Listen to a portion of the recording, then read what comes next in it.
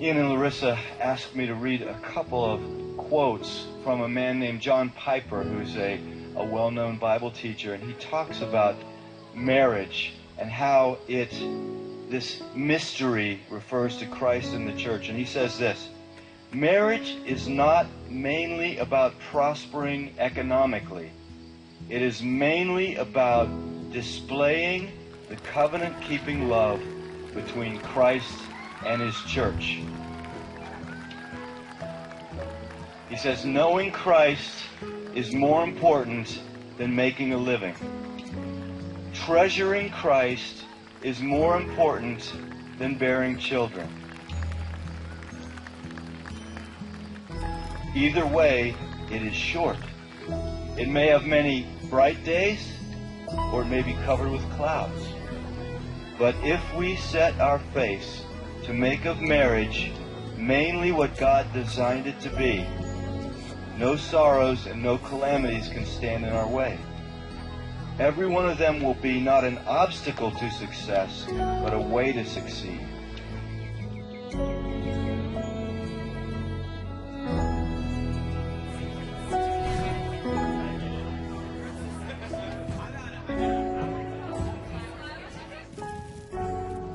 The beauty of the covenant-keeping love between Christ and his church shines brightest when nothing but Christ can sustain it.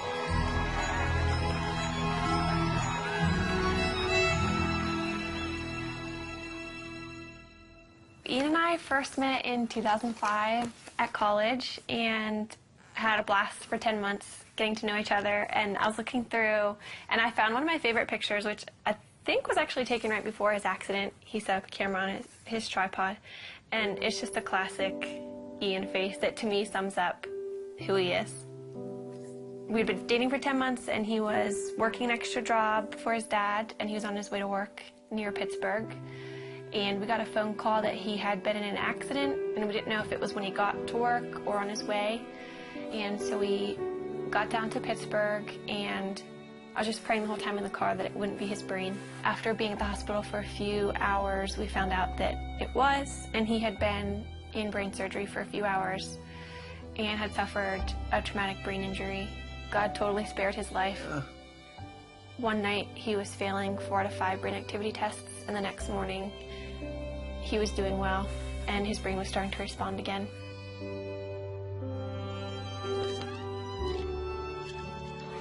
I moved in with his family after the accident, so I was really involved in his therapy and just did whatever I could to make his life fun. We'd go out on dates, and looking back, it's weird because he couldn't talk and he couldn't eat. So we probably looked like complete weirdos being on dates, but we had a blast, and I just talked to him all the time. I knew that before Ian's accident, he was very serious about marriage and was ring shopping, so I knew where he was, and that helped me so much. After he couldn't talk, I knew that he loved me, and I knew where he wanted the relationship to go because we were dating very intentionally. We just prayed that marriage would someday happen and watched all of our friends get married and start having families. That was challenging, but we just tried to hold out hope that that would be us someday.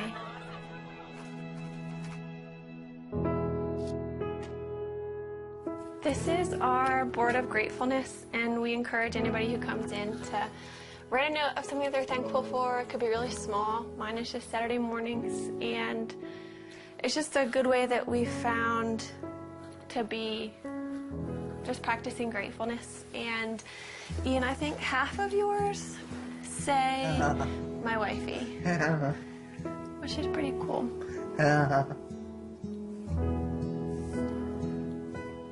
We decided that we couldn't really consider marriage as an option until Ian was able to communicate. But if he could communicate with me, then we could have a marriage, knowing it would be really different. But as long as Ian could talk to me, then we could make it work.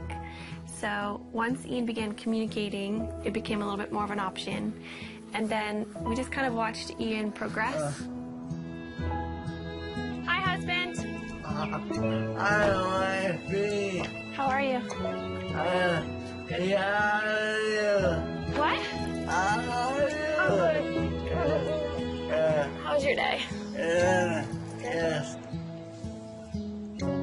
A conversation I had with his dad, it was one of those conversations where I realized this could happen. Then that August, his dad was diagnosed with brain cancer.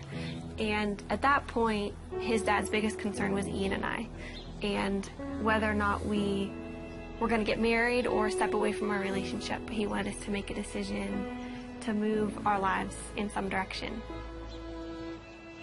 He passed away before he was able to see us get engaged, but that was a huge impetus in why we started to pursue engagement.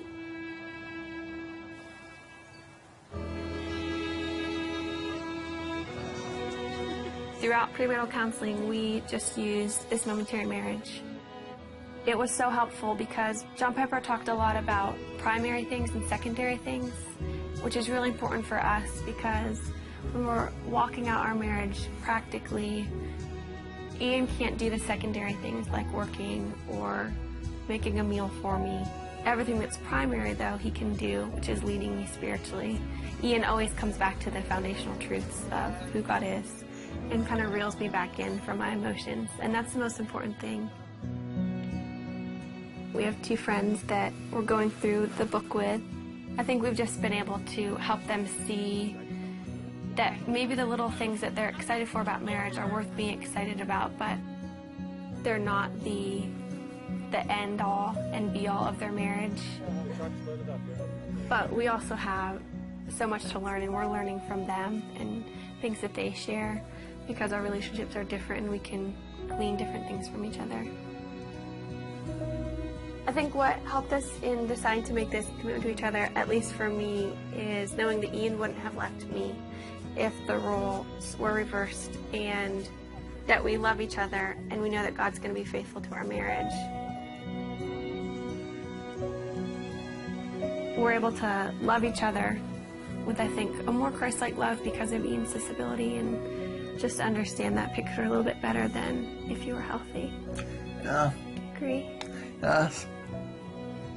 What about God enables you to have a happy marriage? You know, What? he's awesome. He's awesome. Yeah.